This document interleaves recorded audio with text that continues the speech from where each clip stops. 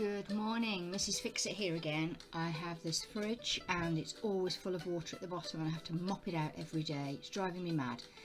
I know that water is supposed to collect in this channel. It's supposed to run down the back, run down this channel and into this hole and drain away, but it's not draining away. I have poked it with a pen and a cotton bud and it's still not solved the problem. So there's either got to be a collecting pot at this height behind that's full, or there's a blockage further down that I can't reach.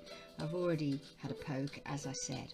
Now before you do anything, please don't just switch off, unplug it. Take the plug out the wall, pull it out round the back. I've got these screws, I'm going to have to take those off because I know this is about the height of the collecting pot.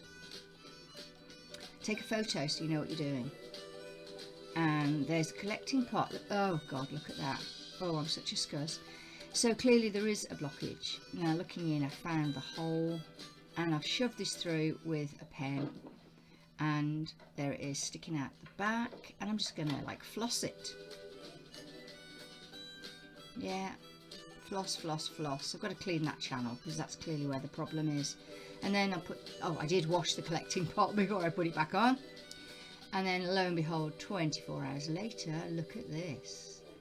Nice clean fridge again, no water anywhere. There it is dripping down the back like it's supposed to. So if you subscribe, like, comment and give it a go, especially you girls who think you have to call a man in.